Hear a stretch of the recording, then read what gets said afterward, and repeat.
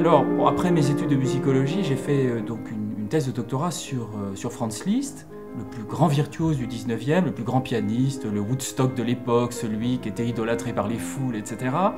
Et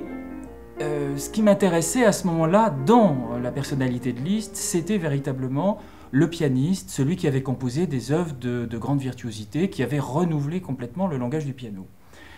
Et puis en fait, bon,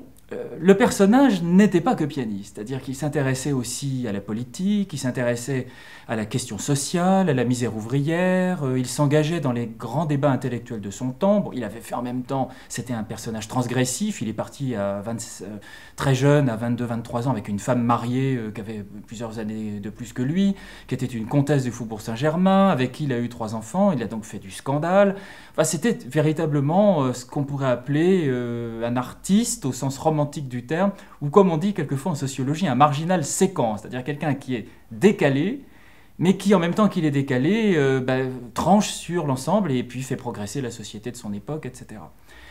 Il se trouve que je me suis donc intéressé en même temps que ces œuvres de grande virtuosité chez Liszt à la construction de sa carrière, la façon dont l'artiste romantique s'insère dans les salons aristocratiques, la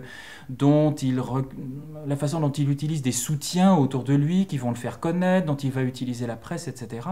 Et je me suis intéressé aux personnages aussi politiques, parce que Liszt est avec Wagner peut-être le seul musicien qui a une véritable doctrine politique, de gauche d'ailleurs, plutôt, enfin en tout cas antilibérale, associée donc à la musique et à son rôle de musicien et à la façon dont il conçoit son rôle de musicien dans la société. J'ai écrit 2 bouquins sur Liszt, j'ai écrit beaucoup d'articles et j'en écris encore beaucoup aussi quand même sur Liszt, le romantisme, etc. Bon, j'ai été élu président de l'association française Liszt qui avait été fondée en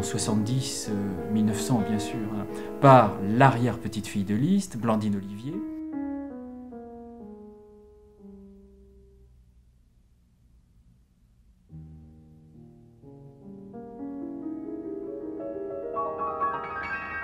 Et notamment, vous savez, quand on travaille sur un personnage comme Liszt, et peut-être quand on travaille en fait sur un créateur, c'est-à-dire quelqu'un avec une forte individualité qui arrive à bousculer les contraintes de son temps, pour les faire évoluer, on est obligé de voir l'école d'une manière un peu particulière, parce que c'est vrai que j'ai quand même du mal à ne pas rentrer à l'école sans me dire que je suis dans une institution certes passionnante, mais qui a quand même un fort potentiel d'assassinat de la créativité individuelle. Et c'est vrai que j'ai la chance aussi de ne pas avoir forcément des classes très surchargées, parce que j'ai des élèves motivés, volontaires. Les options de musique sont quand même... Il n'y a pas énormément, forcément beaucoup d'élèves, on en a suffisamment pour travailler, mais on n'a pas non plus des classes à 35, ce qui nous sauve. Et c'est vrai que j'ai la chance de pouvoir essayer le plus possible d'accompagner les élèves dans le développement de leur propre personnalité par-delà les contraintes, à mon avis, très normatives du système scolaire. Et je pense que si j'étais pas père de 4 enfants, si j'avais pas des étudiants extraordinaires à Sciences Po, si j'avais pas des élèves musiciens motivés, si je ne travaillais pas aussi sur la façon dont le sujet construit sa liberté à l'intérieur de la société, peut-être que je ne serais pas le même prof.